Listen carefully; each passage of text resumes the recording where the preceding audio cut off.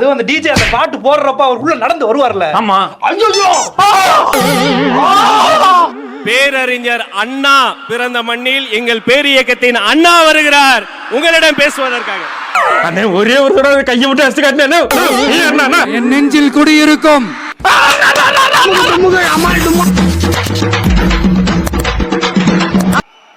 தனிப்பட்ட முறையில் எங்களுக்கும் அவங்களுக்கும் எந்த பிரச்சனையும் கிடையாதுங்க. எந்த வாய்க்கா வரப்பு தகராறுலாம் எதுவுமே கிடையாதுங்க. அவ்வளவுதான். என்னையோட உறவு அந்திருச்சுன்னு வச்சுக்க, மூஞ்சிலி முடிக்க மாட்டேன்.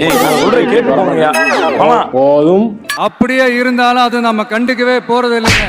தனிப்பட்ட முறையில் அவங்களுக்கு வேணா நம்ம மேல வன்மத்தோட இருக்கலாங்க. ஆனா நாமெல்லாம் அப்படி கிடையவே கிடையாதுங்க. ஏன்டா அப்படி தரித்திரியம் பிடிச்ச மாதிரி பேசுற?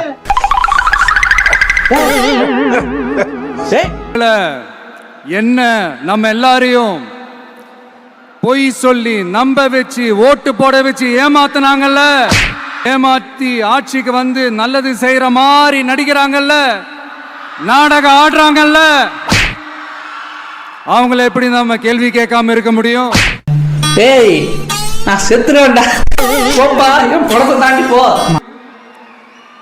அதனால அவங்கள நம்ம கேள்வி கேட்காம விட போறது இல்ல.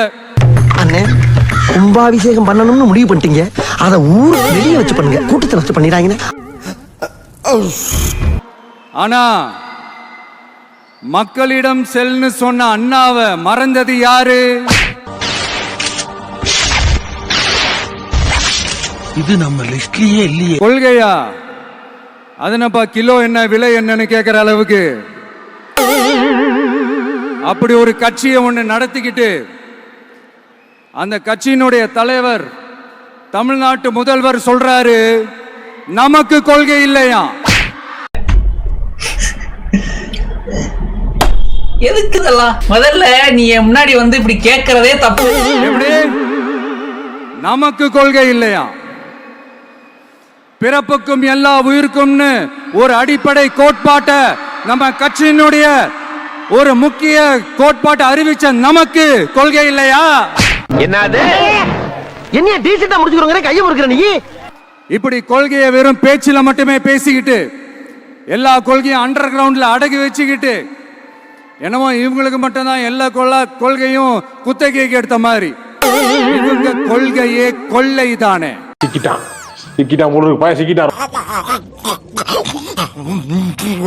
அதனால பாப்பா பவள விழா பாப்பா,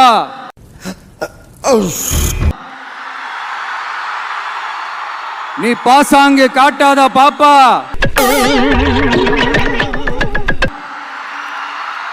நீ நல்லவர்கள் போல் நடிப்பதை பார்த்து நாடே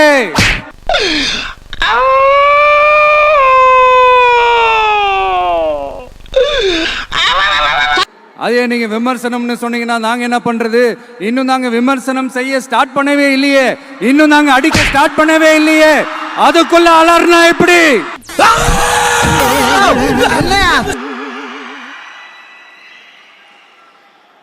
அதனால உங்க அரசவை புலவர்கள் யாராவது இருந்தாங்கன்னா கர்ச்சீஃப் எடுத்து அவங்க கண்ணீரை துடைத்து விடுங்கள். அது மூஞ்சி சிரிச்சா மாதிரி வச்சுக்கிறது தாங்க எங்க வழக்கமே. நம்ம ஆட்சிக்கு வந்தா அது என்ன வந்தா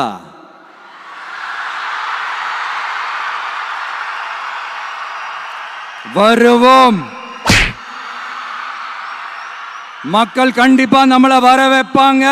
சம்பவம் நடந்த பிறகு நாம சிரிக்கிறதுக்கு இருப்போமா இருக்க மாட்டோமான்னு யாருக்கும் தெரியாது. முன்னாடியே சிரிச்சு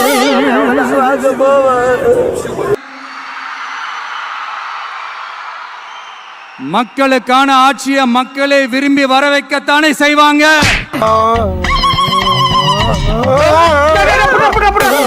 இந்த விஜய் சும்மா எதையும் சொல்ல மாட்டான். ஒன்னு சொன்னாத செய்யாம விட மாட்டான்.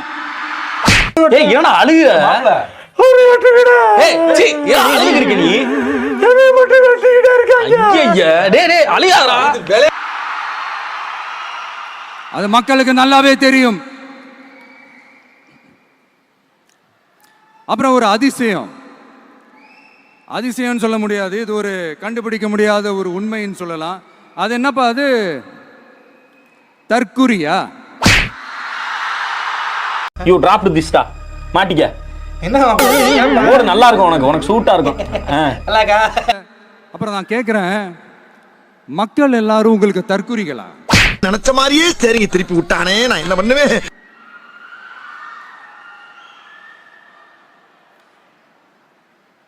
அதே மக்களோட ஓட்டு வாங்க போற நாம தற்குறிகள்னா, அப்ப இவ்வளவு நாள் அதே மக்கள் கிட்ட இருந்தானே நீங்க ஓட்டு வாங்கிட்டு இருந்தீங்க. அப்ப நீங்க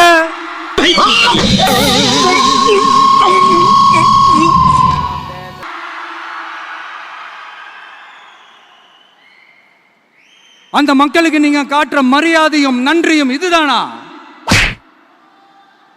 ஒண்ணு மட்டும் சொல்றேன், எழுதி வச்சுக்கோங்க. இந்த தற்குறின்னு சொல்றீங்கல்ல, இந்த தற்குறிகள்லாம் ஒன்னா சேர்ந்துதான் வாழ்நாள் பூரா விடையை கண்டுபிடிக்காத முடியாத அளவுக்கு உங்க அரசியலே ஒரு கேள்விக்குறியாக்க போறாங்க.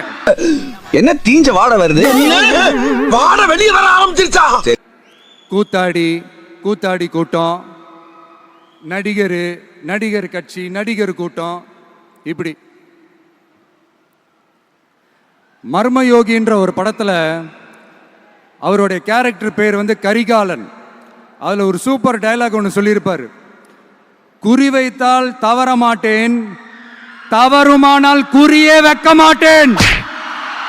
அதுக்காக நீங்க அழுவக்கூடாது. இல்ல நீங்க அழுவுறீங்க. இல்ல சார், இல்ல கண்ணு கலங்குது. அழுவல சார். இல்ல வந்துடுச்சு. சாரி. இதெல்லாம் யாருக்கு சொல்றோம், எதுக்கு சொல்றோம்னு புரிய வேண்டியவங்களுக்கு புரிஞ்சா நல்லா இருக்கும். செஞ்சுட்டியா?